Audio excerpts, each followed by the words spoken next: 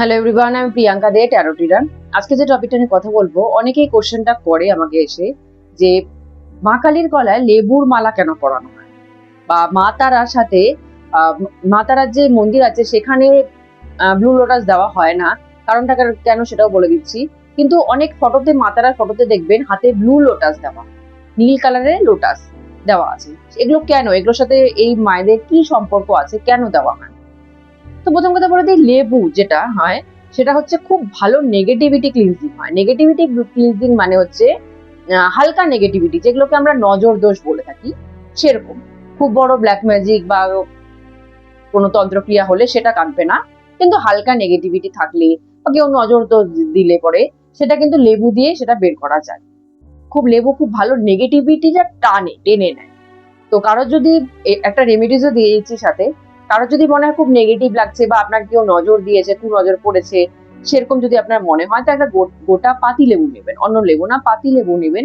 সেই লেবুটাকে মাথা থেকে পা পর্যন্ত গোল করে 5 বার বা 7 বার বা হার্ডলি 9 বার, 11 বারও ঘোরাতে পারেন। ঘুরিয়ে নিয়ে সেটাকে কাটবেন, মাঝখানে কেটে 4 মাথার মোড়ে ফেলিয়ে দেবেন। অনেকে দেখবেন দোকানে লেবু লঙ্কা ছোলা, কেন? এই সেম নজর দোষ বা হালকা নেগেটিভিটি জানি না লাগে দোকানে, তার জন্য কিন্তু লেবুটা ছোলা। তো মা কালী যেহেতু নেগেটিভিটি ক্লিনজিং এর জন্যই বেশি বিখ্যাত। দশ মহাবিদ্যার 10 জন যে দেবী আছে, এক একজনের পার্ট পার্ট কিন্তু আলাদা, মানে এক একজন এক একটা সাবজেক্টে বেশি পারদর্শী। তো মা কালী কিন্তু বিশেষ করে নেগেটিভিটি, ব্ল্যাক ম্যাজিক রিমুভ, সব নেগেটিভ কাজ করা হয়। আমরা যারা মানে তন্ত্র ওয়ার্ক করি, তারা সব মা কালীর সব নেগেটিভ কাজ করা হয়, নেগেটিভিটি ক্লিনজিং এর কাজটা করা হয়। তো এই জন্য কিন্তু মায়ের গলায় লেবুর মালাটা পরানো হয়। এবার আসি মা তারা। মা তারার সাথে অনেক সময় দেখবেন, অনেক ফটোতে দেখবেন এটা, যে ব্লু লোটাস হাতে থাকে, নীল কালারের পদ্ম হাতে থাকে। প্রথমে বলে দিই, নীল কালারের যেটা পদ্ম সেটা ভারতে আগে পাওয়া যেত, অনেক আগে প্রাচীন কালে পাওয়া যেত। এখন সেটা ভারতে পাওয়া যায় না। এখন সেটা পাওয়া যায় হয় শ্রীলঙ্কা, না হলে বাংলাদেশ। ওখানে কিন্তু ব্লু লোটাস এখনো হয়। আমাদের এখানে পিঙ্ক লোটাস হয়, কিন্তু ওখানে ব্লু লোটাস হয়। ব্লু লোটাস হচ্ছে জ্ঞানকে বোঝানো হয়, জ্ঞানের পাল্লাকে বোঝানো হয়।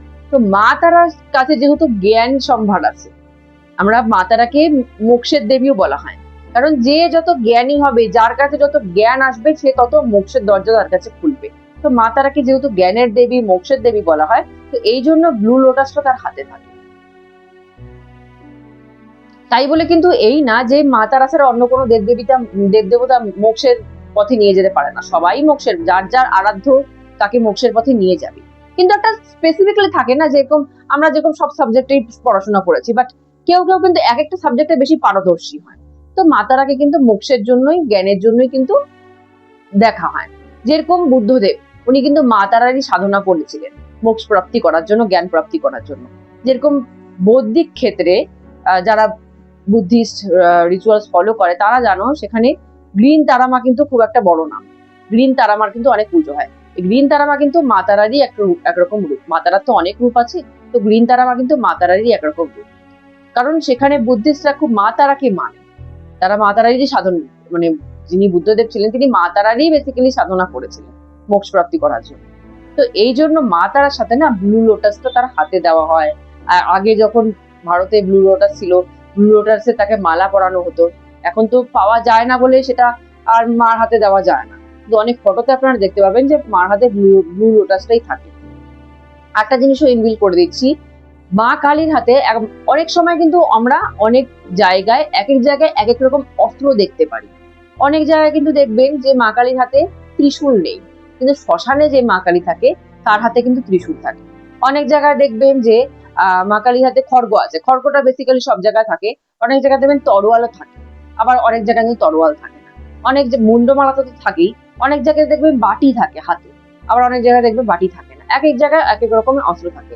মা কালীর যে বাটিটা থাকে, সেই বাটিটা হচ্ছে মা যে মুন্ডগুলো, রক্তবীজের মুন্ডগুলো কেটেছিল, সেগুলো, সে রক্তবীজের যে রক্তগুলো, সেগুলো তো মাটিতে পড়লে আবার নতুন করে রক্তবীজ তৈরি হয়ে যেত। সেই জন্য মা মুন্ডগুলো কেটে বাটিতে তার রক্তগুলো নিয়ে পান করেছিল, যাতে মাটিতে না পড়ে। তো মা কালীর হাতে যে বাটিটা, সেটা কিন্তু রক্ত পান করার জন্য। মা তারার হাতেও কিন্তু সেম বাটি দেখা যায়, কিন্তু সেটা কিন্তু রক্ত পান করার জন্য না, সেটা হচ্ছে জ্ঞানের জন্য দেখা যায়। সেই বাটি ভরে জ্ঞান মা মানুষকে প্রদান করে। তো দুজনের হাতেই যে বাটি দেখা যায় সেম, দুজনের হাতে বাটির মাহাত্ম্য কিন্তু আলাদা। একজনের হাতে রক্তের বাটি, একজনের হাতে জ্ঞানের বাটি। আজকে আমাদের এখানেই স্টপ করছি।